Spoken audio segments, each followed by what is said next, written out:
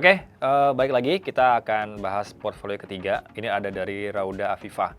Nah, kalau dilihat dari portfolionya di sini, balik lagi kayak tadi aku sempat bahas foto yang proper. Foto yang proper itu berarti satu sisi, kalau aku ngeliatnya mungkin secara nggak langsung ini fotonya proper, cuman karena yang di-cut cuman di bagian kepalanya, karena mungkin temanya juga, ya. Kalau kita lihat temanya kan ini kayaknya dari segi desainnya, yang lebih kayak, cheerful tapi mau back to game zaman dulu atau ini perspektif gua ya. Nah, itu mungkin kalau menurut aku nggak apa-apa dengan tema itu, tapi mungkin fotonya bisa lebih proper lagi. Foto yang proper tuh sebenarnya kayak, dari upper body lah, jadi full upper body untuk ngeliatin sebenarnya kita juga pakai berpakaian yang formal atau smart casual, jadi biar lebih lebih proper kayak gitu. Karena kalau ini kita kan nggak bisa lihat dia sebenarnya, cuman ibaratnya ya lebih ke judgement ke arah sananya tuh menurutku tetap ada jadinya. Ini dia ngejelasin tentang dirinya dia, yang memang secara nggak langsung kalau portfolionya kayak gini berarti creative person. Nah, bener, skillnya dia langsung point out creative media, broadcast media, script writing, media scheduling, community affairs, film productions, production assistance. Berarti kalau dia nulis gini, tanggung jawabnya dia harus bisa ngejelasin, showcasing tentang apa yang dia tulis di sini di portfolionya dia. Nah, tools yang bisa dia, ini strukturnya udah oke, dari namanya dia, skills-nya yang dia mau kasih tahu apa, tools yang bisa dia kerjain apa, terus activities and society, ini mirip kayak CV sebenarnya. Sebenarnya perlu apa enggak, kalau menurut aku kalau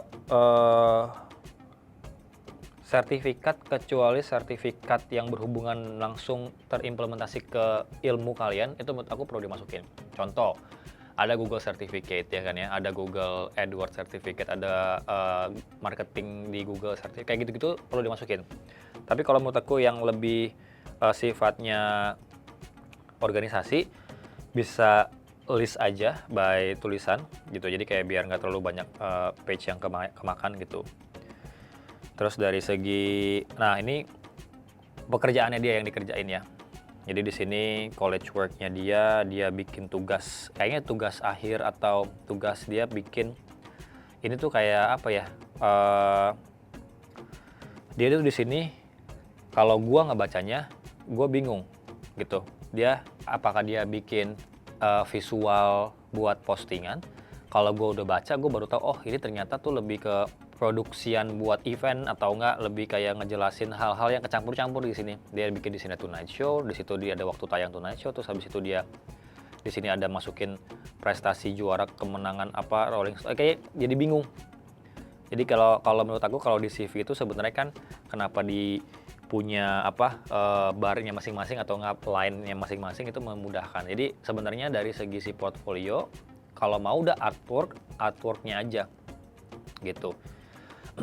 Nah, berarti ini I assume yang dia buat tuh ini ya, yang ini kan template nih, kalau misalkan Rauda college work-nya template-nya, tapi yang dia buat tuh ini What's Good Indonesia, terus Indonesia Berprestasi, ya acara-acara yang dia buat ya. Terus di sini dia ngikutin volunteer, terus dia masukin juga apa dari segi sertifikatnya, cuman jadi kayak lompat-lompat gitu loh, dari sini kamu udah masukin dari segi sertifikatnya, terus tiba-tiba di tengah-tengah ada activities, terus tiba-tiba ada sertifikat lagi di sini.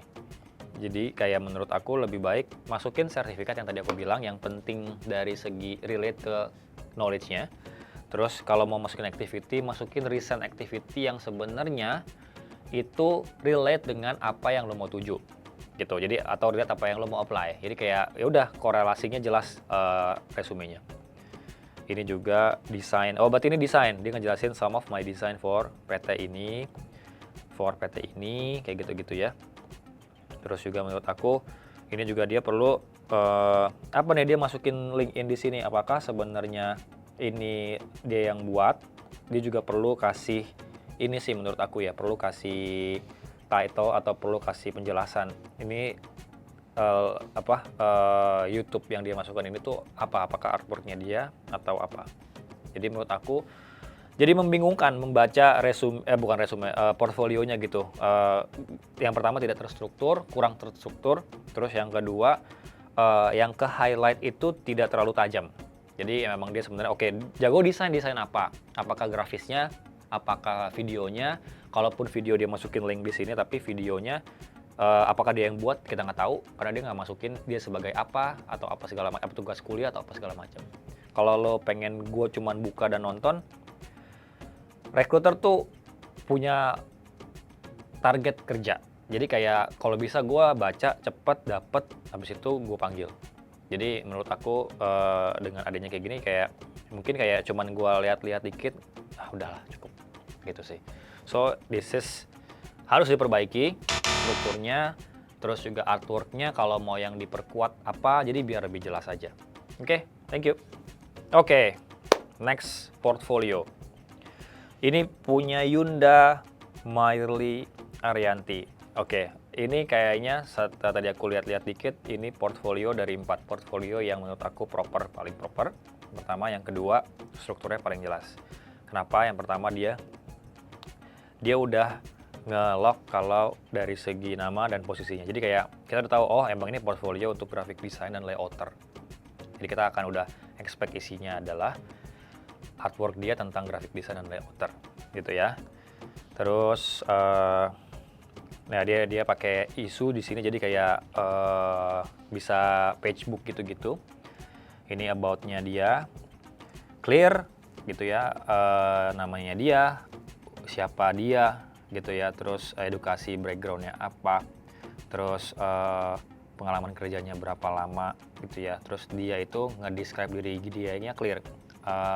Dia tuh think creatively and work quickly. Jadi kayak ibaratnya I'm a person who yang apa. Jadi menurut aku ini cukup bagus untuk penjelasannya jelas. Jadi ini kayak udah kayak CV, ibaratnya CV yang dia embed ke sini dengan desain. Karena menurut aku kalau portfolio sah-sah saja karena memang sifatnya itu lebih ke yang casual atau memang sebenarnya dipenuhi dengan desain-desain. Oke. Kalau di sini oke, memang anak ini adalah fokusnya di graphic design, jadinya all good, all clear dari segi pendidikan, internship experiences-nya, organisasi experiences-nya, sama skill yang dia pakai. Menurut aku, mungkin tips sedikit, karena menurut kemarin aku kayak agak lupa nyampein, kayak hindarin yang namanya ngasih rating. Kan suka ada tuh di CV yang graphic design bintang 3 atau bintang 4 atau bintang 5. Nah, itu menurut aku mending sama sekali nggak perlu, dan kayak lu kayak nilai sendiri gitu. Jadi kayak ibaratnya yang bisa nilai itu adalah orang lain itu tuh banyak. Jadi dari si asesornya, dari si recruitersnya, atau dari tim atau dari atasan kamu, kayak gitulah intinya. Oke. Nah, ini masuk ke artworknya langsung gitu. Nah, dia jelasin yang tadi aku bilang di awal, ada beberapa portfolio yang kayak cuma masukin aja. Nah, di sini dia kasih tahu nih. Jadi dia bikin Kina Raja ini pas internship. Jadi intinya masih internship lah gitu.